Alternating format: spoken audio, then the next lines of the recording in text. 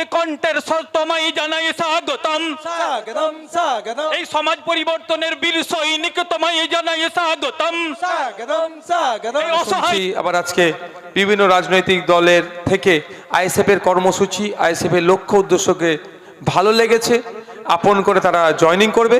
এখানে যারা নেতৃত্বরা আছে তাদের হাত ধরে নিচে নিচে জয়েনিং করে, স্টেজ ভেঙে পড়ে যাবে, আসবে। তুমি যাও, যে কলমেলা যাও, তোমরা ওখানে দাঁড়াও, কাউকে উঠতে হবে না, দাঁড়াও, জয়েনিং করিয়ে দিচ্ছি। যাও উকিল সাহেব যান, জয়েনিং দাও, রাজীব ভাই যাও। হ্যাঁ, তাও জয়েনিং করছে লক্ষ্য উদ্দেশ্যতে সামনের দিকে, এদিকে সামনের দিকে চলে আসো না ভাই, আপনি একটু সরে যান না। শেষে একটা কথা বলবো, মমতা ব্যানার্জি যত আমাদেরকে টাইট দিতে চেষ্টা করছে, আমাদের সংগঠন তত মজবুত হচ্ছে, অর্গানাইজ ওয়েতে হচ্ছে, সেই বিষয়ে বলবো। জয়েনিংটা হয়ে যাক। আইএসএফ জিন্দাবাদ, আইএসএফ আইএসএফ আইএসএফ জিন্দাবাদ। আমাদের সংগ্রাম, সমাজ পরিবর্তনের জন্য আমাদের সংগ্রাম, ন্যায় প্রতিষ্ঠার জন্য আমাদের সংগ্রাম, নওশাদ ভাইজানের সংগ্রাম, আইএসএফ এর সংগ্রাম। ইনকলাব ইনকলাব। ধন্যবাদ যারা আইএসএফ এর ছায়াতলে এসছেন। অনুরোধ একটাই আমার আপনাদের কাছে, বিগত দিনে আপনাদের কার্যকলাপ কী ছিল সেটাকে বিসর্জন দিয়ে আইএসএফ এর আইডিওলজি, চিন্তাভাবনাকে আপনারা এগিয়ে নিয়ে চলুন। মানুষ আইএসএফ এর প্রতি ভরসা করছে, বিশ্বাস করছে, মানুষ আইএসএফ এর ছায়াতলে আসছে। আমাদের লক্ষ্য এটাই, ক্ষমতা দখল নয়, মানুষকে তার অধিকার সম্পর্কে বুঝিয়ে দেওয়া আমাদের লক্ষ্য। আপনাদেরকে কয়েকটা কথা বলবো, নিশ্চিতভাবে ভালো লাগবে আপনাদেরকে। গত বছর মমতা ব্যানার্জি চক্রান্ত করে, হ্যাঁ মমতা ব্যানার্জি চক্রান্ত করে আমাকে আমাদের সহ, আমাদের কালিমুল্লা কোথায়? আমাদের কালিমুল্লা আছে, ইকবাল এসেছিল, আপনাদের হাওড়া জেলা থেকে ইকবাল আছে, 42 দিন জেল খাটিয়েছে। খাটিয়ে কি হয়েছে? কিছু লস হয়নি। আইএসএফ এর ব্যাপ্তি বেড়েছে, আইএসএফ এর গ্রহণযোগ্যতা বেড়েছে, এবং আইএসএফ দের বিশ্বাস করুন, আমি এই জায়গায় দাঁড়িয়ে মমতা ব্যানার্জিকে আমি ধন্যবাদ জানাচ্ছি। আমি না জেলে গেলে হয়তো আমার জীবনের রাজনীতির একটা পার্ট হয়তো কম থেকে যেত, আমি জেলে গিয়ে একটা পার্টকে আমি অধ্যয়ন করতে পেরেছি। দ্বিতীয় কথা, আমার দাঁতের প্রবলেম ছিল, এখনো একটা দাঁতের আছে, এইটা অর্ধেক হয়ে রয়ে গেছে। এটাও তখন ছিল যখন আমি দেখলাম যে আমাকে বেশ কিছুদিন ব্যাটাটা রাখবে আর দাঁতের যন্ত্রণা হচ্ছিল, আমি এই সুযোগে আমার দাঁতের একটা ট্রিটমেন্ট করিয়ে নিয়েছিলাম। দেখুন তারপরে 1 বছর হয়ে গেছে, এখনো পারিনি, অর্ধেক নিয়ে ঘুরছি, টাইম হয়ে ওঠে না। আবার যদি জেলে রাখে, যদি টাইম 10-15 দিন রাখে, এটাও আমি ঠিক করে নেবো, অসুবিধা আমার নাই। তো আমাদেরকে জেলে রেখে কি করেছিল?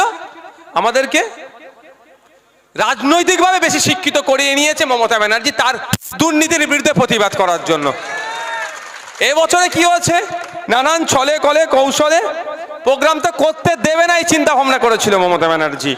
কিন্তু আমি ধন্যবাদ জানাই কলকাতা হাইকোর্টের বিচারপতিদেরকে, এই রাজ্য সরকারের ঘৃণিত চক্রান্ত হয়তো তারা ধরে নিয়েছিল, সেই জন্য লিমিটেশন করেও আমাদেরকে কলকাতার বুকে প্রোগ্রাম করার সুযোগ করে দিয়েছে। আমরা ধন্যবাদ জানাই বিচারপতিদেরকে। আমরা কি দেখলাম? আমাদের একটা পরীক্ষার সময় ছিল, সামনে লোকসভা ভোট আসছে, আমাদের বুথে বুথে আমাদের কর্মীরা কতটা শক্তিশালী হয়েছে, কতটা ভয় পেচ্ছে না দুর্বল আছে।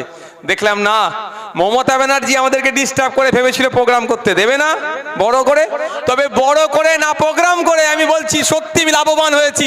বুথে বুথে কত বুথে ঝান্ডা উঠেছে আইএসএফের, সেটাও আমরা জানতে পেরেছি। এবং সাথে সাথে সব থেকে বড় পাওনা, এটা আমার ব্যক্তিগত বলছি, আর ভাইজানের যেটা লক্ষ্য, যে আইএসএফ শুধু নওশাদ সিদ্দিকী আব্বাস সিদ্দিকীর দল নয়, আইএসএফ জনগণের দল।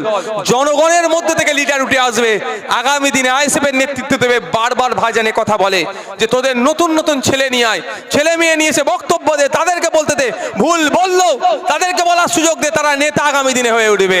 আমরা ওটা চাই। গত 21 তারিখে কি দেখলেন?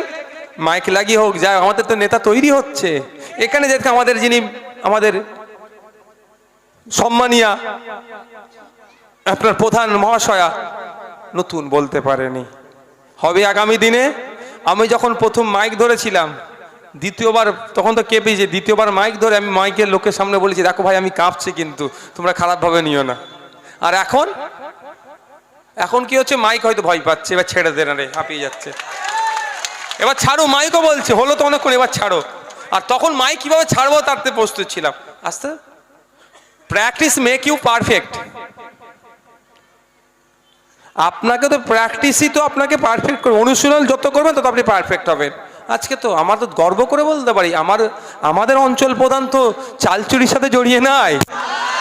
হয়তো সে ভালো বলতে পারেনি, আমাদের অঞ্চল প্রধান তো 100 দিনের কাজের দুর্নীতির সাথে জড়িয়ে নাই, আর হবেও না আমাদের অঞ্চল প্রধান। দায়িত্ব নিয়ে বলছি আপনাদেরকে, যদি মনে হয় আইএসএফ এর ছায়া তলে থেকে কেউ দুর্নীতির সাথে যুক্ত হয়েছে, আপনারা আমাদেরকে এভিডেন্স সহ দেবেন, তাদেরকে একটা চান্স দেব। যদি সে নিজেকে দুর্নীতি মুক্ত রাখতে না পারে, সে প্রধান হোক আর মেম্বার হোক আর এমপি হোক, আইএসএফ এর খাতা থেকে তার নাম বাদ হয়ে যাবে। কারণ আইএসএফ ক্ষমতা দখলের জন্য রাজনীতির ময়দানে আসে না। আর ওই চোর ডাকাতদেরকে, গরু চোর, কয়লা চোর, বালি চোরকে বীর বলে সম্বোধন আইএসএফ করবে না। চোরকে চোর বলে, চোরের থাকার জায়গা জেল, বরঞ্চ তাকে দল থেকে বাদ দিয়ে পুলিশে কে তার নামে আমরা কমপ্লেন করব। একে বাইরে থাকার নয়, একে জেলের মধ্যে রাখুন আপনারা। আমার সব থেকে বড় পাওনা, যেমন একটা আমার লিডার 4 জায়গায় উঠেছে, আর ভাঙড়ে দীর্ঘদিন ধরে আমি চাইছিলাম ভাঙড় থেকে কিছু নেতা উঠে আসুক।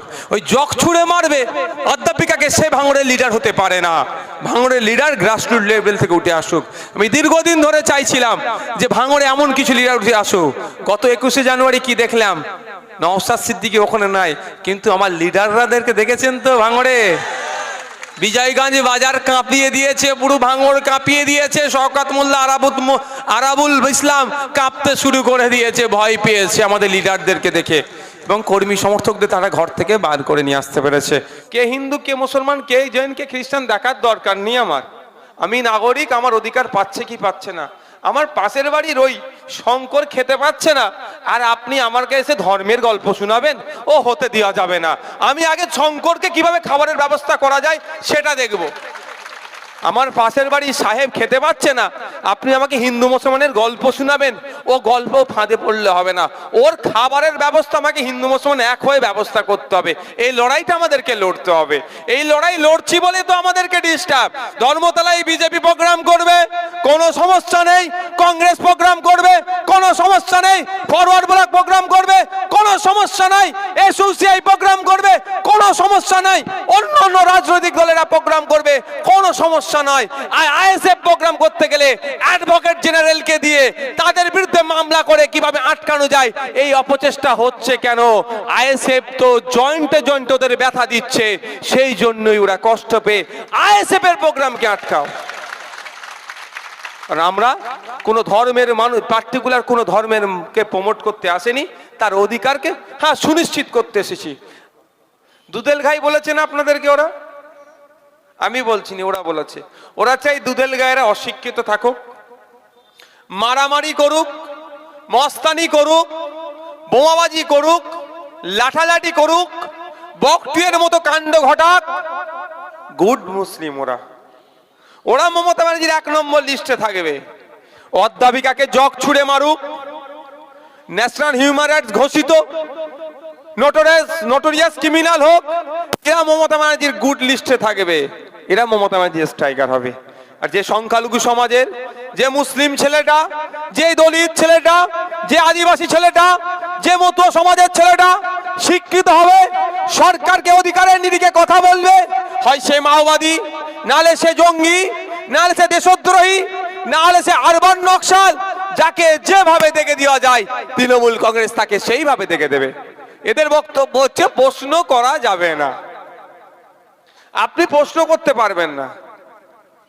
প্রশ্ন করলে আপনি হবেন সন্ত্রাসবাদী, প্রশ্ন করলে আপনি হয়ে যাবেন আরবান নকশাল, প্রশ্ন করলে আপনি হয়ে যাবেন নকশাল, প্রশ্ন করলে আপনি হয়ে যাবেন বিচ্ছিন্নবাদী, প্রশ্ন করলে হয়ে যাবেন আপনি বিজেপির দালাল, প্রশ্ন করলে আপনি হয়ে যাবেন মুসলমানদের দল। প্রশ্ন এদেরকে করা যাবে না।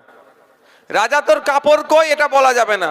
রাজার কাপড়ের নৈপুণ্যতার আপনি করুন, গুণগান গান, যা চাইবেন পেয়ে যাবেন।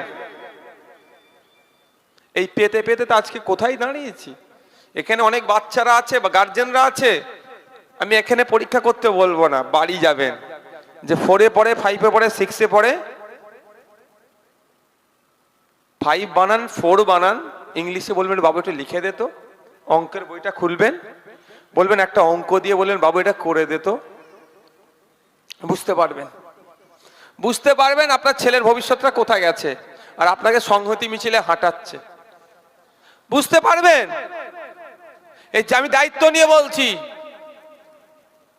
ক্লাস 4-এর বাচ্চাকে তারই অঙ্ক দিলে ফেল করবে, কারণ তো পড়া হচ্ছে না, তো টিচার কোথায়? 400-500 ছাত্রছাত্রী আছে, 3-4টে টিচার। আগে বললো তো আমার কি সাবির বললো তো, হেডমাস্টার নাই, টিচার নাই, 300-400 ছাত্র কি হচ্ছে, ওই যে তালা খুলছে সেই ঘন্টা বাজাচ্ছে, সেই কি করছে, কি আর পড়াবে, হই হচ্ছে। স্কুলগুলো আর শিক্ষাদান কেন্দ্র থাকছে না, ওগুলো লঙ্গরখানায় পরিণত করেছে। আমি আপনাদের বলবো আওয়াজ তুলতে হবে। আর যদি মনে করেন ওই ভাইজান বলছে কান্দে দেওয়া এই কান্দে বার হবে, আমি আপনাদের বলছি 75 বছর পিছিয়ে আছেন, শুধু মুসলমানরা পিছিয়ে নেই। কেউ যদি মনে করে এই হাওতাসার মধ্যে ভোগে, আমি বলছি তার ভুল ধারণা। শুধুমাত্র মুসলমানরা পিছিয়ে আছে এটা নয়, যারা আর্থিকভাবে দুর্বল তারাই পিছিয়ে আছে। যেমন দলিত, আদিবাসী, মতুয়া, বিভিন্ন লোদা সবর জাতি থেকে শুরু করে, আদিবাসী থেকে শুরু করে যারা পিছিয়ে বর্গের আছে, যারা আর্থিকভাবে দুর্বল, তারাই পিছিয়ে আছে, পিছিয়ে রাখা হয়েছে। এদেরকে এগিয়ে নিয়ে গেলে এরা প্রশ্ন করবে।